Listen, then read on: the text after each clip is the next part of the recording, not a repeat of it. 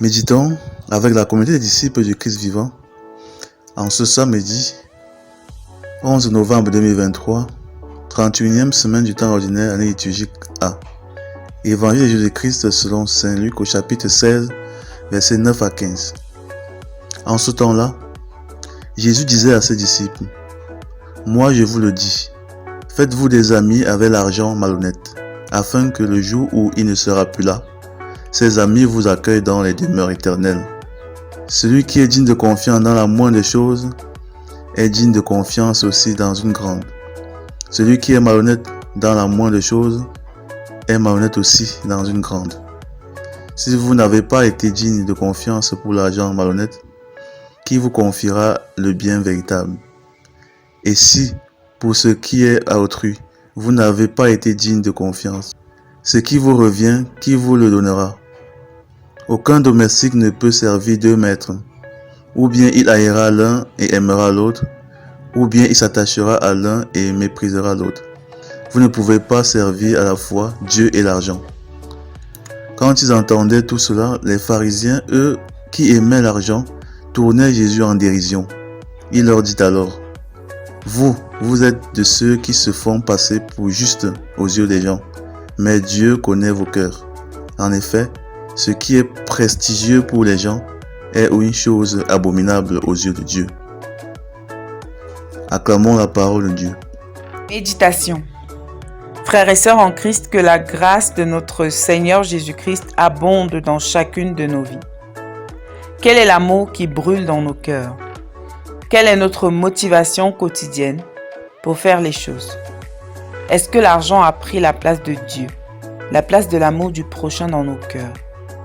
Dans l'évangile d'aujourd'hui, le Seigneur continue son sermon sur l'argent et les biens qu'il nous confie. Ils ne doivent pas prendre la place de Dieu dans nos cœurs. En effet, notre gestion de l'argent peut nous renseigner sur la place que celui-ci occupe dans nos vies. Dans le texte d'aujourd'hui, le Seigneur reproche la gestion malhonnête de l'argent. Ceux-là qui utilisent mal les biens que Dieu leur a confiés, qui abusent des autres, mentent, trichent pour avoir les biens de ceux-ci. Les pharisiens qui aimaient l'argent et dont les cœurs étaient corrompus étaient concernés par ces paroles de Jésus. Ils abusaient du peuple de Dieu, le trompaient pour avoir des biens et utilisaient les biens qui leur étaient confiés à leur fin exclusive. Aujourd'hui, ce sermon s'adresse aussi à nous. Quelle est la gestion que nous faisons de l'argent? Que sommes-nous capables de faire pour en avoir? Beaucoup de femmes dans les foyers abusent de leur mari pour avoir de l'argent à utiliser à leur fin personnelle au détriment de la famille. Les maris, eux, souvent délaissent leurs responsabilités familiales et dépensent l'argent de la famille pour les plaisirs personnels. Beaucoup d'enfants, quant à eux, trompent leurs parents pour avoir de l'argent. Dans les entreprises, les employés multiplient les stratégies pour avoir des possibilités de détourner l'argent de l'entreprise sans être attrapés. Même dans l'Église, les fonds des paroisses sont souvent détournés par les pasteurs et certains fidèles à travers des projets fictifs. Pour les projets de construction de la route, des maisons, les ouvriers détournent l'argent et font des routes de qualité inférieure pour avoir plus d'argent. Dans tous les secteurs de la vie, l'amour de l'argent a gagné les cœurs et celui-ci est détourné pour des fins personnelles. Peu de personnes se comportent comme de simples intendants en utilisant l'argent pour le bien de tous. Le Seigneur nous le rappelle, nous ne pouvons pas servir Dieu et l'argent. Nous ne pouvons pas prétendre aimer le Seigneur alors que l'amour de l'argent a pris notre cœur. Nous finirons toujours alors par être infidèles à Dieu pour avoir de l'argent, par mépriser sa parole pour remplir nos poches.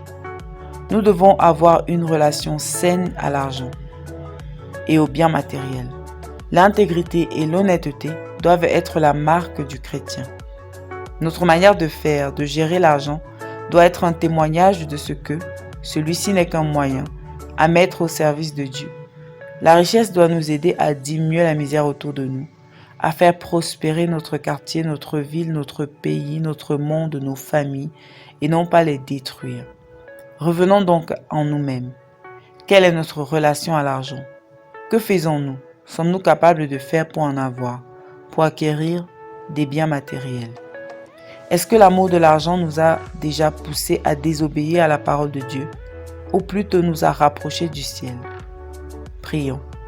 Seigneur, accorde-nous la grâce d'une relation saine et sainte à l'argent et aux biens matériels, qu'ils nous servent à te servir et non à te desservir. Intercession.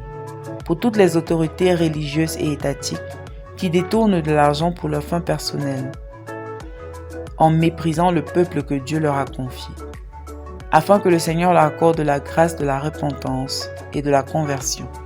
Maman Marie intercède pour nous. Exercice spirituel. Examinons nos vies. Dans quel domaine avons-nous fait une gestion malhonnête de l'argent? Demandons pardon à Dieu et décidons de changer cela dès aujourd'hui. Loué soit Jésus-Christ.